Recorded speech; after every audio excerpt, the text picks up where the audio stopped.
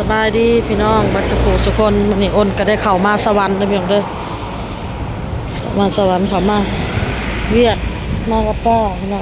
แล้วก็มาซื้อตำหั่นน้องทองป้าเพิ่นมาหาป้าเพิ่นพามาก็เลยว่าเอ้าอ่านโมเมนต์ห้านน้องทองอยู่ประจักษ์วันแนมมาก็เห็นน้องทองพอดีพี่น้องเอ้ยเด้น้องทองผู้เราอยู่น้ำมันสาวน้อยเด้สาวน้อยประวันเด้เอาตำยังปะเอาตำมาหูซื้อเจียวบ้งหนังเพิ่นว่าอยากได้คนนะเพิ่นได้บ่ทองได้แล้ว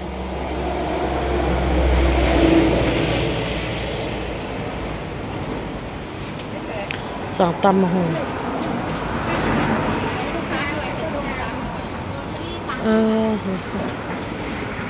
อยู่เทิงนั่นก็เฮือนสมุยพี่น้องใกล้ๆก็เฮือนสมุย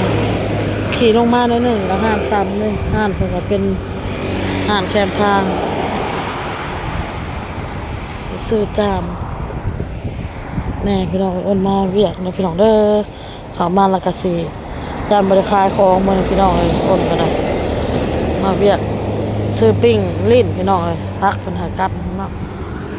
มากินข้าวเพื่อนป้าพี่น้องน้องทองเป็นคนตำเองเด้อพี่น้องเอ้ยห้านแคมทางพี่น้อง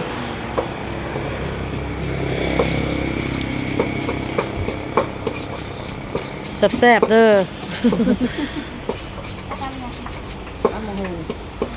ตำหุงบะขายดีขนาดนะทองลูกพิษจ้ะนิ่มเด้อ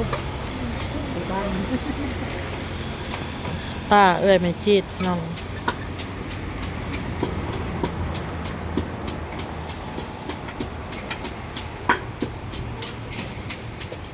เอาตำถั่วกับตำรวมเสร็จ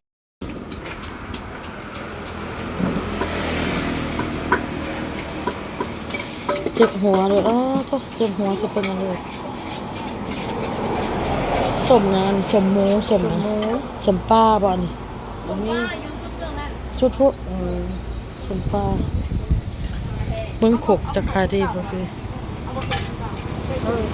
ชุดนั่นมีก็ได้ชมผู้ดีดีเลยขายขนมขายลูกก็มีอันนี้ก็สมปลาอันนี้ห่อทะเลทอง10,000เอาห่อนึงสมปลาสมหมูนะตัวนี้บ่ตัวเอาสมหมูเอาเป็นยังไงนี่สมปลานี่สมหมูคนละ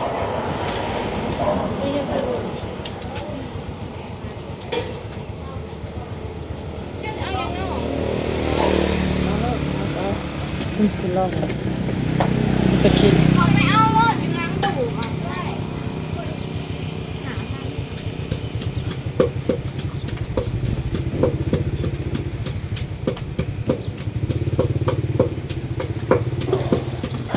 ใช่ป่ะตอนไง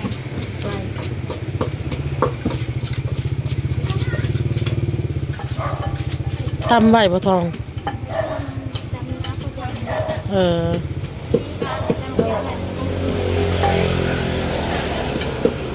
ว่าศพแห้งของกระดาษ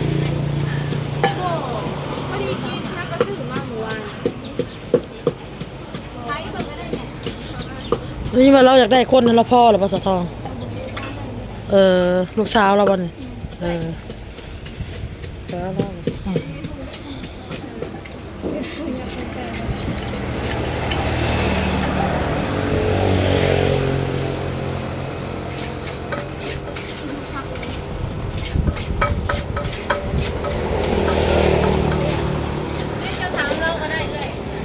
อยากมาเดี๋ยวก็อยากเห็นเบียร์ค่ะบ่แล้วขอประเด็นมาแล้วยากลูกอยากคันบ่ยากลูกก็จะค่อยนี้ได้อยากมายากลูกใครอยากมาน้องเมียจะถามว่าอยากมาเฮ็ดเวียกให้ถามให้บ่แม่นได้คนละบ่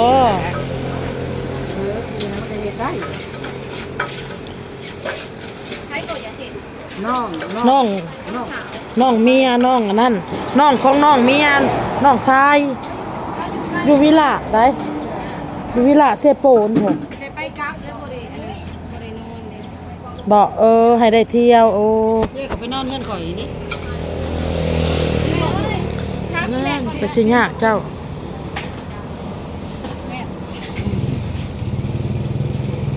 เราถามเรียกกับว่าอยู่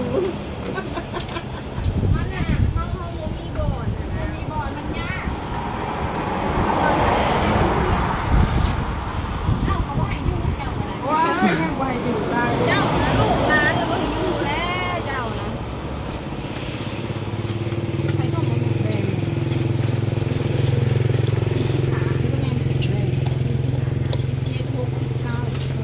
เอ้า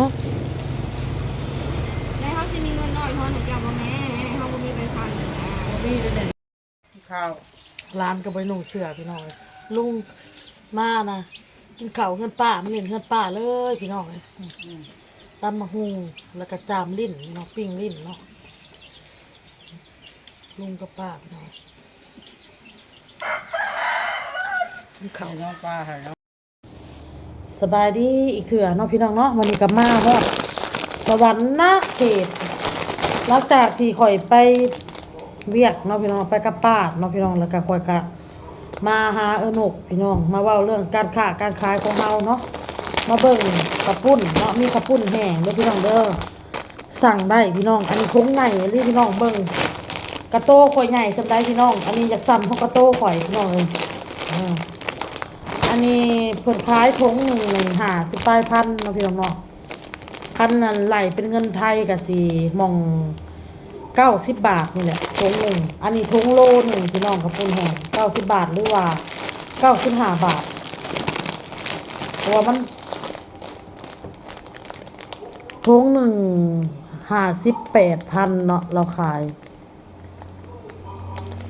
ต้นก็เลยว่าคือบ่ขายถุง60,000เลยยังอีก2,000หนึ่งยังอีก2,000ก็ฮอด60นะพี่น้องเนาะนี่แหละพี่น้องกระปุ้นแห้งถ้าใครสนใจก็ฝากอุดหนุนเด้อนี่พี่น้องแล้วก็อ้นก็สิมาลองสิตำกระปุ้นลองกินน้ำแล้วก็มีเฟอน้ำพี่น้อง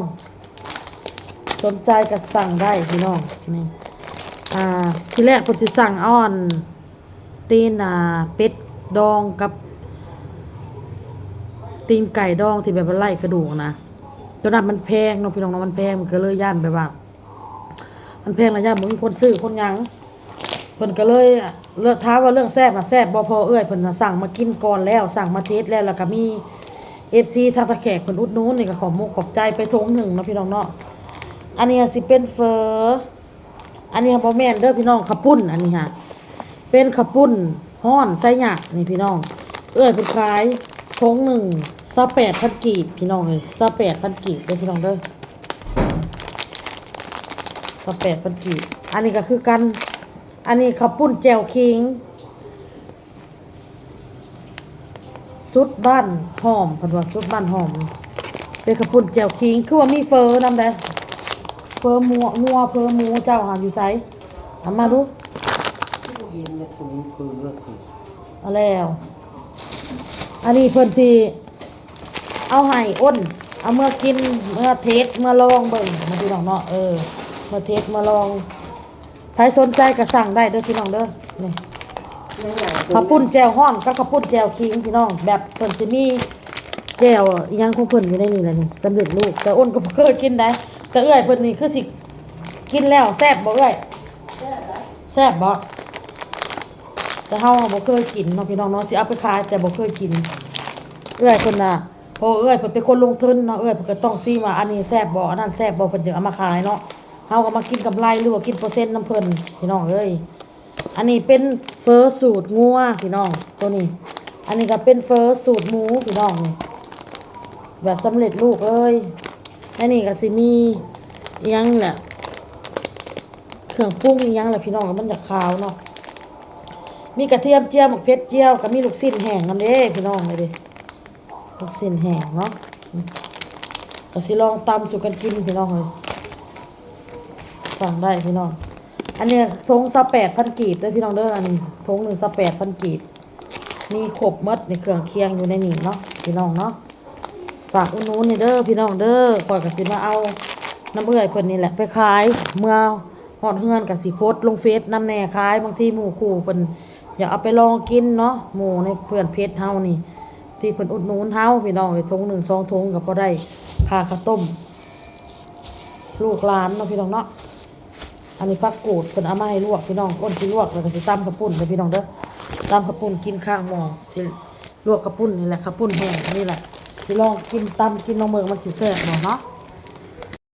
ข้าวปุ้นก็ลวกแล้วเรียบร้อยพี่น้องเส้นน้อยคักอันนี้เด้อพี่น้องเนาะล้างผักพี่น้องนี่ล้างผักกะหล่ำพี่น้องล้างกะหล่ำผักกาดแล้วก็ล้างสลัดน้ำล้างแล้วพี่น้องสลัดกะหล่ำนะพี่น้องล้างแล้วเรียบร้อยบัดนี้เตรียมตำข้าวปุ้นบัดนี้พี่น้องเอาพี่น้องบัดนี้ก็พอกันคลิปหน้าเด้อพี่น้องเด้อคลิปนี้ก็สิต่อมันสิยาวพี่น้อง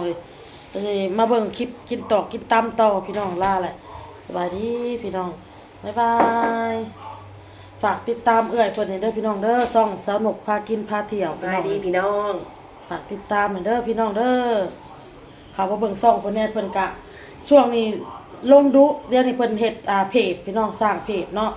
แล้วก็ลง YouTube นำแน่พี่น้องเอ้ยฝากติดตามเอื้อยเพิ่นให้เด้อพี่น้องเด้อสบายดีพี่น้อง